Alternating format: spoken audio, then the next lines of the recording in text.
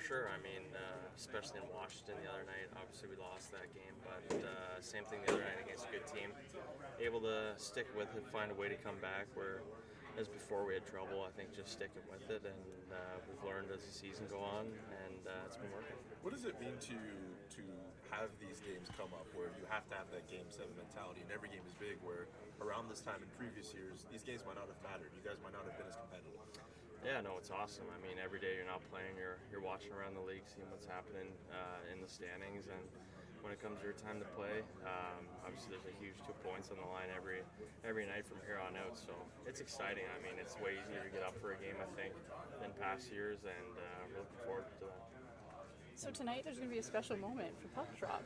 Yeah. When did you find out that May was going to be dropping the puck? Yeah, she told me I think a couple days ago. So she said she's got a couple interviews tonight, puck drop. So she's got a lot on her plate today. But no, I'm excited for her, and yeah, it'll be a cool moment for sure. My family's in town as well, and my grandparents. So it'll be awesome. Yeah.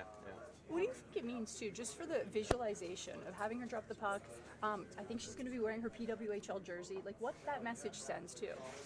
Yeah, I think it's amazing. I mean, had all the boys watching the game yesterday in the lounge, actually. So, I mean, their game is growing. She went to Colorado a few weeks ago. I think she said there was almost 17,000 people there. So, they played in Carolina the other night. She said the crowd was awesome. So, it's gaining a lot of traction, and it's cool. I mean, she's been to my games in these stadiums before, and for now, her playing with her team in these kind of atmospheres, it's amazing to see, and super proud of her. Have you had a chance to watch her yet in a PWHL game? No, not live, no. I mean, I thought I was going to be able to go to the one tomorrow, and we're in Philadelphia, so hopefully be able to catch one before the end of the year, but watching her all the time on TV and stuff like that. Watch a lot of hockey. What do you think watching it? Yeah, it's great. I mean, I took my sister to a game here last year, and the first thing for me was the physicality, like along the boards. May actually got hit pretty good last night too, so I mean, she's used to that. Me and her used to go at it all the time. So no, I think just the pace, the physicality, the skill of the girls. Skated with Poulin and Stacy a few summers ago. They're amazing athletes, and it's so fun to watch. How often do you reach out? Yeah, I think that's pretty much all we talk about, really. Yeah, like she sends me good luck before every game. I send her good luck before every game. Then usually after the game we talk about it. We just try to pump each other's tires as much as we can. But no, it's awesome. I mean, my whole family's all hockey, so it's great. A couple of weeks ago, there was a fight in the PWHL. They dropped the gloves. How do you think May would fare if she dropped the gloves? Yeah, I don't know. I mean, she's pretty feisty, I think. Yeah, that was Jill Saunier, actually, from back home in Halifax. So her brother's pretty tough, so it didn't surprise me. She was right in there fighting, and me and my sister had a good laugh. My sister knows her well, so it was funny. Yeah. Is there anything you can take away from watching their game? Is there like a difference in the style of play that you notice that can help you in your game?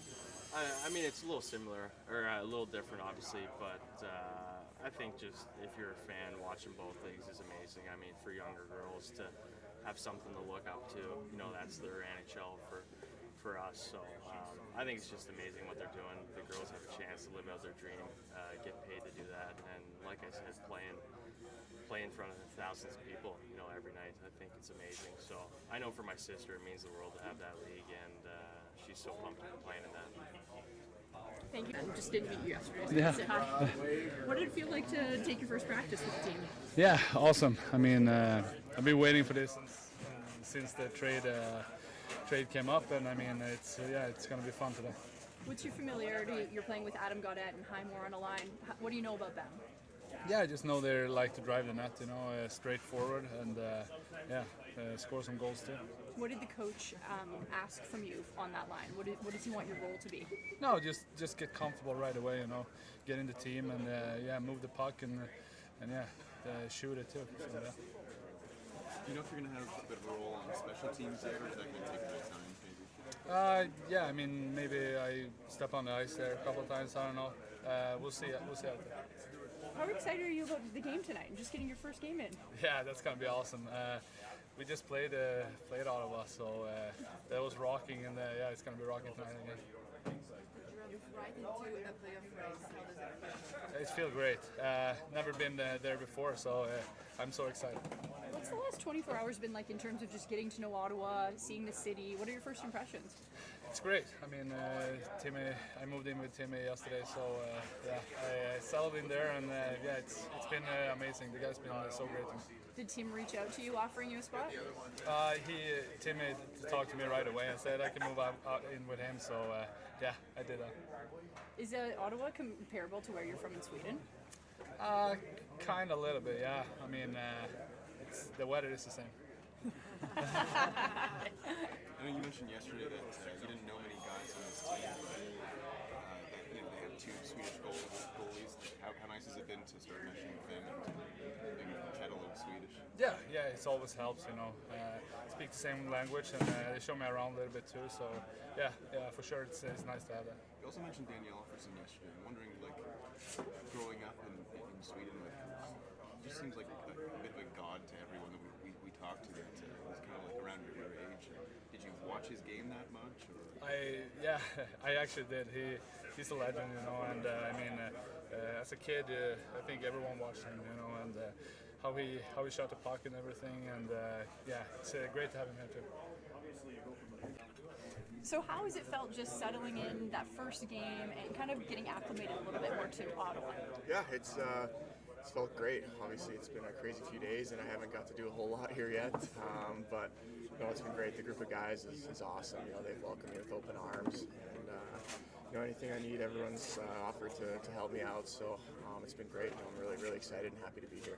Given that this is the first time you've joined a new team in your career, what are the priorities in these 48 hours that you've just arrived in a new city? Yeah, I think I think the biggest thing is just getting to know the guys, especially the situation we're in right now with a tight playoff push.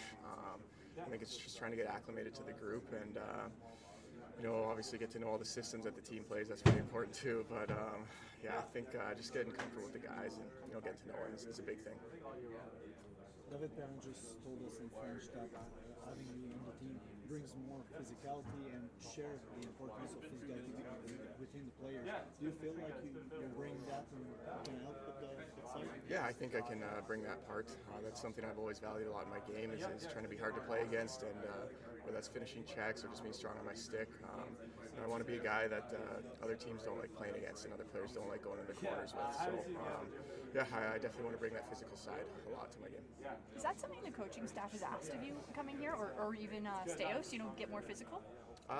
No, not really. They haven't asked much of me yet. Just mostly to go out and just play confident and just have fun and play the right way. So I'm sure I'll get more as the games go on.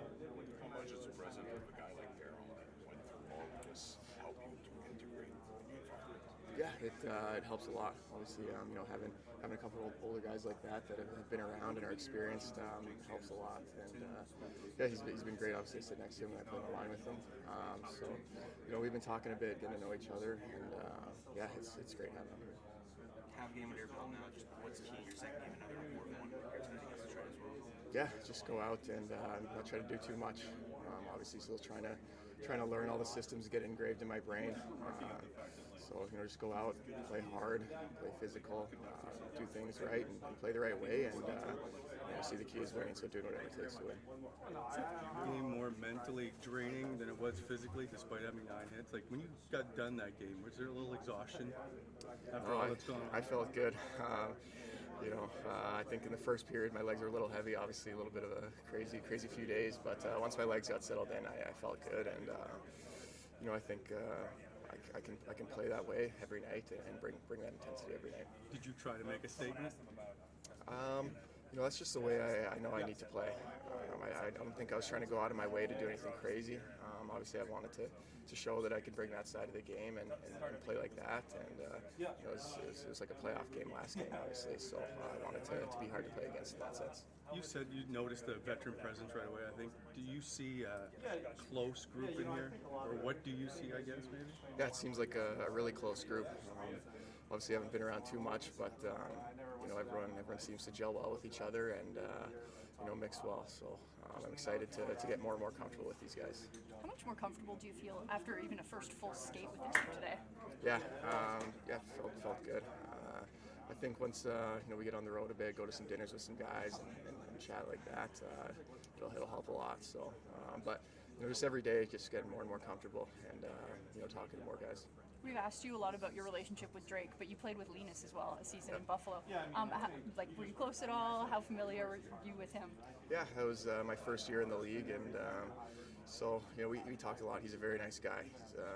He's super easy to talk to and get to know. So we talked a bit. Obviously, a little bit different situations. Him being a goalie and me being a rookie forward that year. So, but yeah, he's been super nice to me here, and he was super nice my first year at Buffalo. So he's a great guy.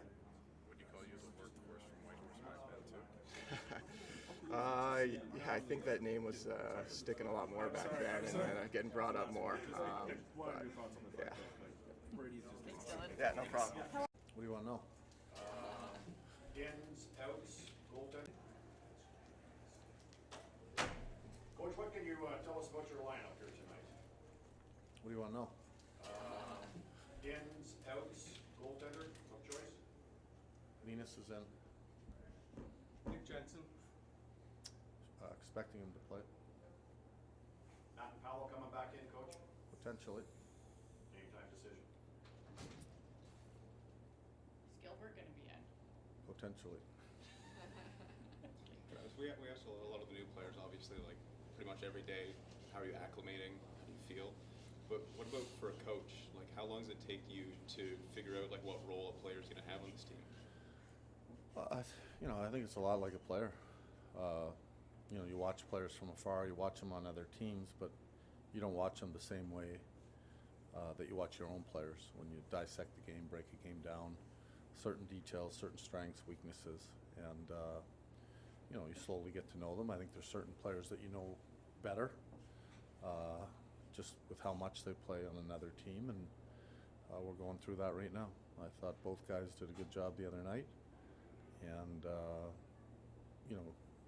we obviously work with all our players, but we've gone through shifts with both of them, and now it'll be good to get Fabian in the lineup as well. Speaking of Fabian, what were your impressions with him in San Jose, and what role would you like him to play here with the Senators? Well, he goes to the net hard. He's an inside player is what I would call him. Likes to shoot the puck. He's got a good shot, and which was evident today, just seeing him for the first time in a group setting, and he's got a nose for the net. You put him on special teams a little bit. Or do you think that could stay consistent? Yeah, I see him being a power play guy for sure.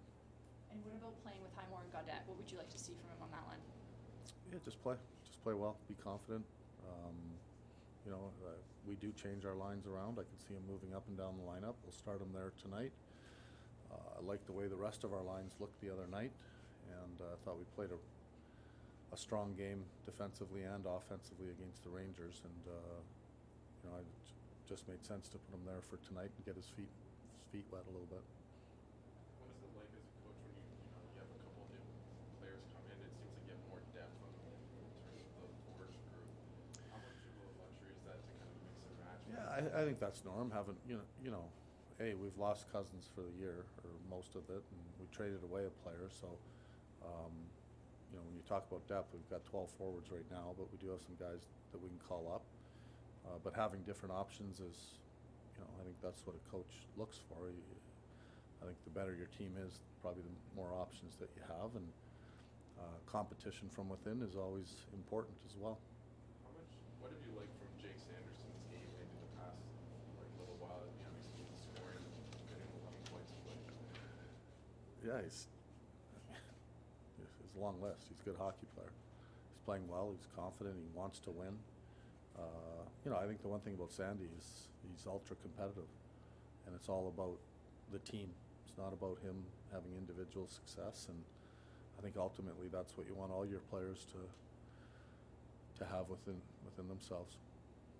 How have you seen David Perron progress since he came back, and what kind of impact does he have in that dressing room, especially during that last? Yeah, I think he's finding his legs, finding his game. It's tough when you come in as a new player, and B is when you miss a lot of time, it's hard to catch up to the speed of the game with how fast it is now in the NHL. And I think he's got his legs under him. He's playing better than he was, say, 10 games ago. And obviously, he's a voice in our room just from his experiences and his leadership. Travis, you guys are fourth in the league in hits per 60, 13th in takeaways per 60. I'm wondering how much has like an emphasis on an aggressive forecheck potentially had there, and what is your like ideology around like how you want your team to pressure? We don't hide it. We want to be an aggressive team, and with that aggressiveness is going to come hits and hopefully turnovers, and that's a big part of how we play.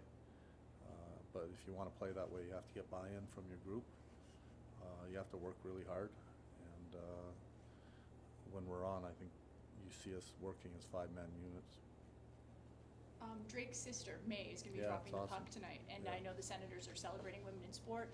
What do you think that visual representation for dropping the puck is going to be wearing a PWHL jersey? Her jersey. Well, I think it's awesome, first of all. I know we got a lot of ties just on our team with Drake and Rids, and just the fact that women are getting a lot more recognition in professional sports is great to see. Your third line got you a big goal again on Saturday. It feels like Michael and Shane had kind of a slow start, at least on the score sheet. How big have they been for you guys in the past few weeks, few months? They have.